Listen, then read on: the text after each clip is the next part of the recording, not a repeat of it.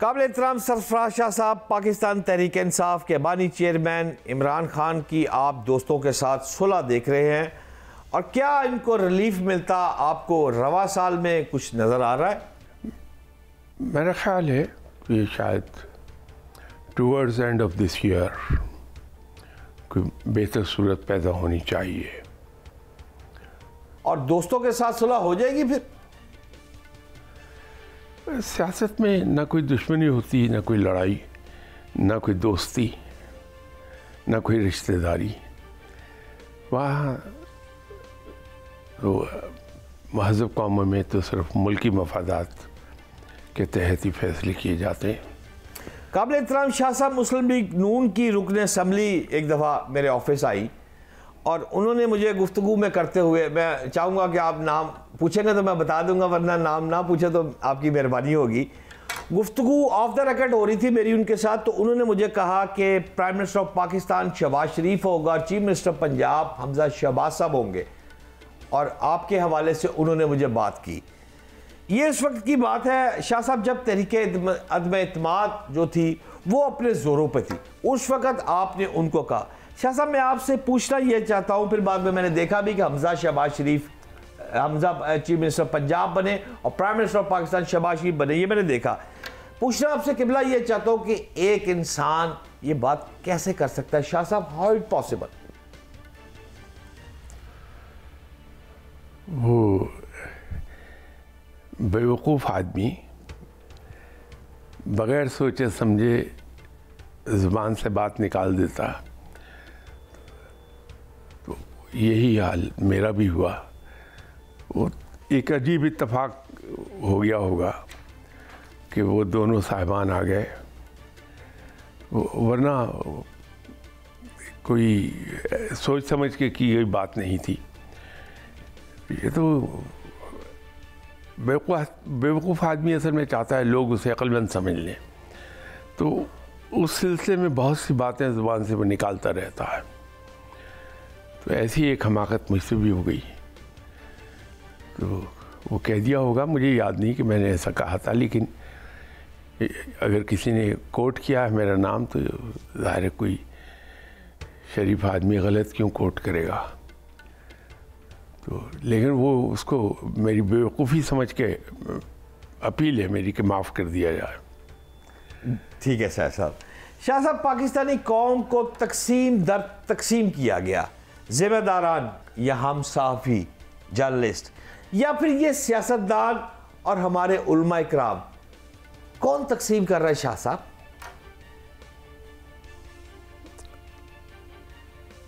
देखिए, सोच समझ के प्लान तरीके पर कोई पाकिस्तानी ये काम नहीं करेगा, ये तो हमें यकीन रखना चाहिए।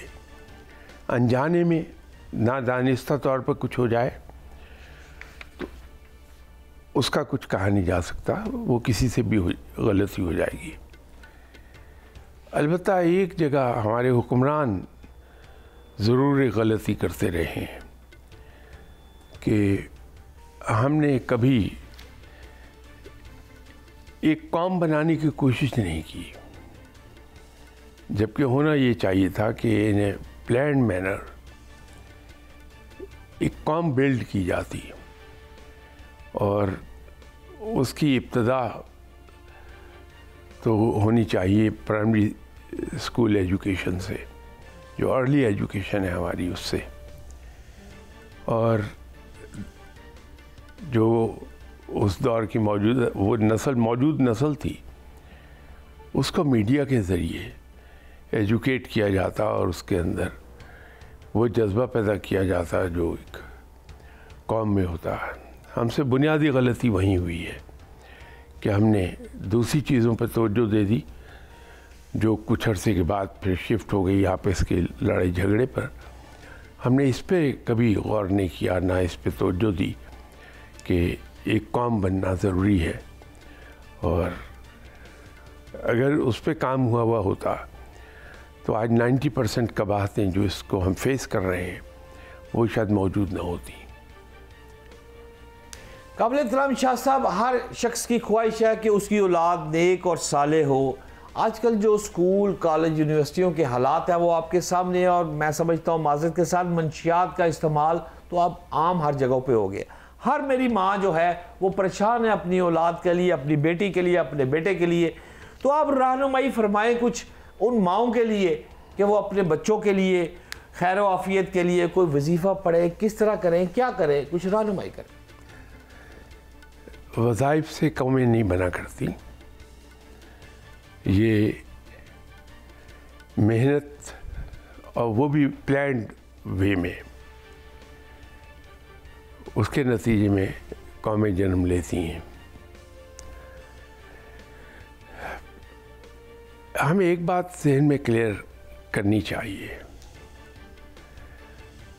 आप अर्ली एजुकेशन से शुरू हो जाइए तो 2 घंटे 3 घंटे बच्चा स्कूल में गुजारता, बाकी 21-22 घंटे घर पे गुजारता। हाई स्कूल में वो 5 घंटे 5.5 घंटे स्कूल में गुजारता। कॉलेज में कोई सेट टाइमिंग नहीं है, वो डिपेंड करता पीरियड्स क्या हैं।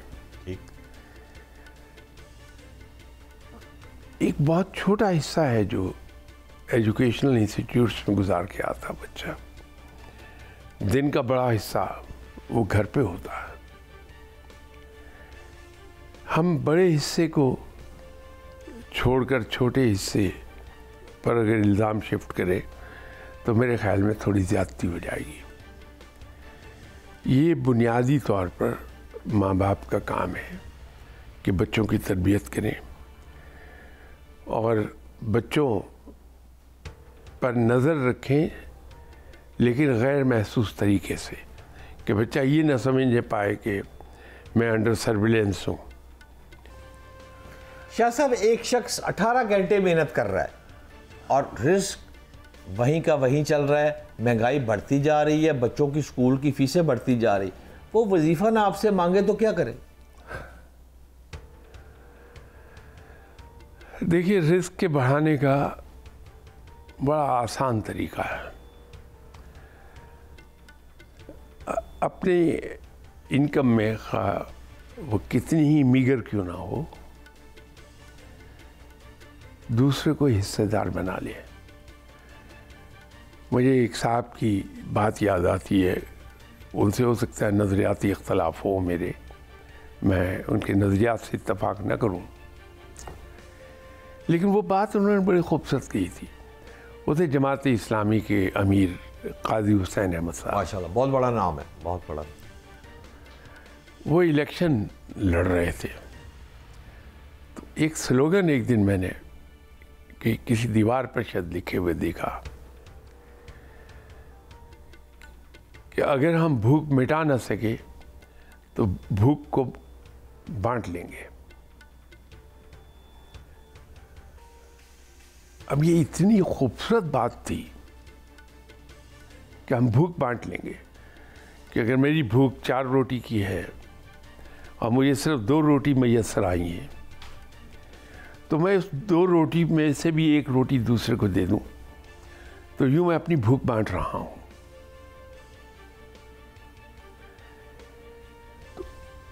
रिसोर्सेस इनकम के खा कितने ही कम क्यों ना हो, अगर हम उसमें से भी थोड़ा सा कुछ हिस्सा किसी ऐसे रिश्तेदार के हवाले कर दें जिसने अपना भरम कायम रखा हुआ है, लेकिन दर हकीकत बेचारा अंदर से बिल्कुल खोखला है, चाहे वो कितना ही कम क्यों ना हो, इंसान की इनकम बढ़ जाती है, रिस्क रब की तरफ से बढ़ा दिया जाएगा। इससे भी ज़्यादा अगर गारंटीड चीज़ देखनी हो जिससे रिस्क बढ़ जाए, तो इंसान अपनी बहनों से जब भी मिले, खा वो मल्टीमिलियनर ही क्यों ना हो, अरबपति हो, और भाई कितना ही गरीब क्यों ना हो, फिर भी उनको कुछ ना कुछ दे दे, या उनके घर जाए तो कुछ ना कुछ चीज़ ले जाए, चाहे बिस्किट के एक पैकेट ले जाए, रिस्क बढ़ जाता है। तो हम इधर को चलें जो प्रैक्टिकल वे है, बजाय वज़ाइफ के। मोहतरम किबला सरफराज शाह साहब, मेरा आपसे आज का आखिरी सवाल है। पाकिस्तान, कभी हम सॉफ्ट स्टेट, कभी हम हार्ड स्टेट, पूरी कौम मेरी एक दायरे में शाह साहब हम घूम रहे हैं। हमें कैसे और कैसी स्टेट बनानी चाहिए जहां अमन हो शाह साहब, जहां खुशहाली हो? और दूसरी साथ ये भी बताइएगा कि क्या इस वक्त पाकिस्तान में कोई ऐसा लीडर मौजूद है जो कौम बना सकता है? स्टेट कैसी हो वो उसके सेट स्टैंडर्ड्स हैं, हमें व्हील री इन्वेंट करने की ज़रूरत नहीं पड़ेगी। अलबत्ता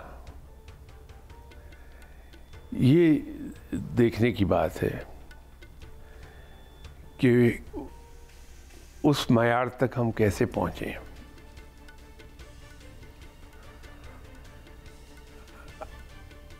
आप ये देखिए कि जब हम डिसऑनेस्टी की, करप्शन की बात करते हैं, हमारे जहन में सिर्फ और सिर्फ एक टाइप ऑफ करप्शन होती है, वो है माली करप्शन। जबकि ये माली करप्शन इतना बड़ा नुकसान आपका नहीं करती। जब हम इंटेलेक्चुअली डिसऑनेस्ट हो जाए,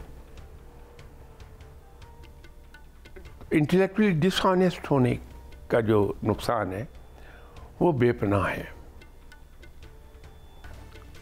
बहुत शुक्रिया काबिल एहतराम मोहम्मद सैयद सरफराज शाह साहब नाज़रीन मेरे साथ थे। नाज़रीन, मैं हर प्रोग्राम के इख्तिताम पर अपने कमेंट देता हूं, लेकिन नाज़रीन आज के प्रोग्राम के इख्तिताम पर मेरा कोई तबसरा नहीं, कोई कमेंट नहीं, क्योंकि अगर आप शाह साहब की गुफ्तगू ज़रा गौर से सुने तो सोने के बहुत से मोती आपको इस गुफ्तगू में मिलेंगे जो आपका बहुत सा फ़ायदा 100% करेंगे।